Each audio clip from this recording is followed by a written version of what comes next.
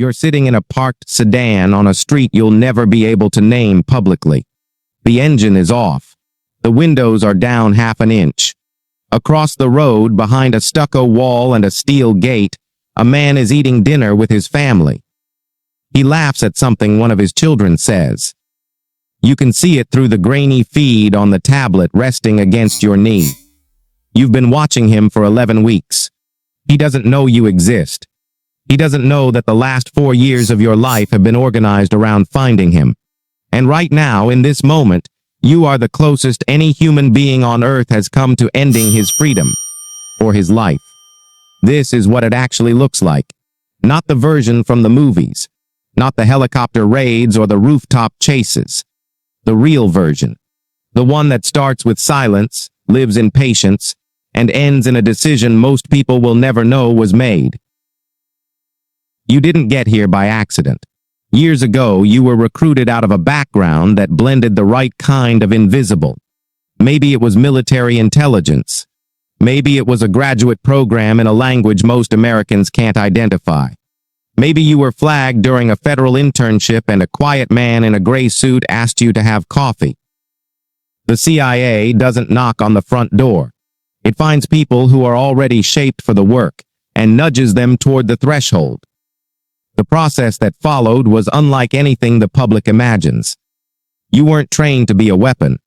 You were trained to disappear. The farm, Camp Peary, Virginia, taught you how to build a cover identity so detailed that it could survive a foreign intelligence service pulling at every thread. You learned surveillance detection routes, how to sense a tail without turning around, how to read a room the way a chess player reads the center of the board. You were trained in the Sadrat cycle, spotting, assessing, developing, recruiting, and running human assets. Real people. People who would risk their lives to give you information not because you threatened them, but because you made them believe in something. But targeting, the work you do now, that came later. Targeting officers at the CIA aren't assassins. They're architects.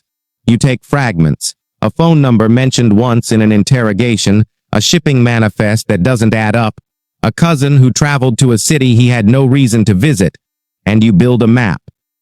Layer by layer. You fix a person in time and space.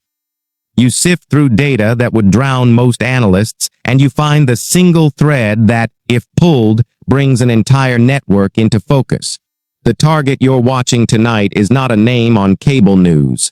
He's a name on a list that doesn't officially exist. A high-value target. Classified at a level where even most people inside the agency will never see his file.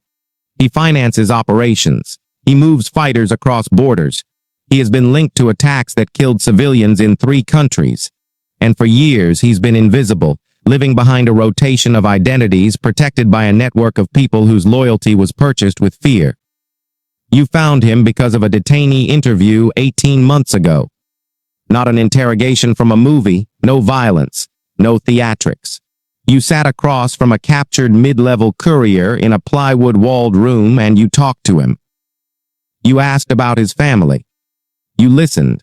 You remembered a name he mentioned once, almost in passing, and you cross-referenced it against communications intercepts from a completely different theater. That name led to a phone. The phone led to a pattern. The pattern led to this street, this wall, this gate.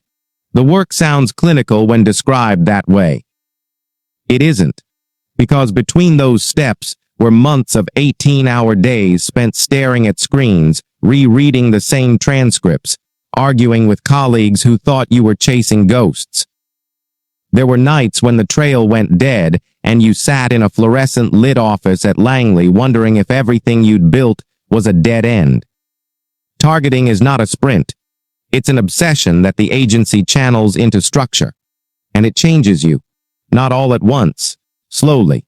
You start to notice it in small ways. You can't sit in a restaurant without cataloging the exits.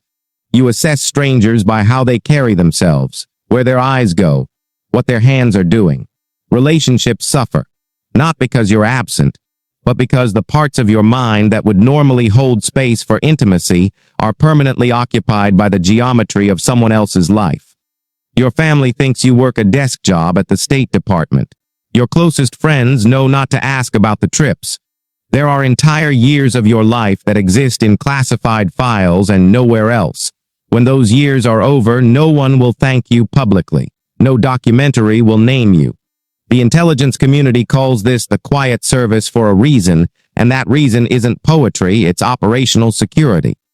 The hardest part isn't the danger, it's the moral weight. You are building a case that might end with a drone strike, or a raid, or an extraction that leaves someone in a black site for years. You are making decisions that sit in the space between justice and something far less clean. And you carry that. Every targeting officer carries it. Not as guilt exactly, but as gravity. A constant pressure that bends the shape of your thinking until normal life starts to feel like a foreign country. There's a phrase that gets repeated inside the agency's counterterrorism center: we're not in the business of certainty. Because you never are. You build the strongest case you can. You triple-check the pattern. You present it to people who will challenge every assumption. And then someone above you makes a call. And whatever happens next is something you will live with quietly for the rest of your life. The man behind the wall finishes his dinner. The lights in the house go off one by one. You note the time. You send a short, encrypted message. You start the car and drive to a location you will not remember the name of by next year. Tomorrow, you will do this again. Not because it feels good. Not because it feels heroic. But because someone has to sit in the silence and watch. Someone has to carry the map of a dangerous man's life in their mind and know exactly when to hand it to the people who act on it. That someone is you, and no one will ever know.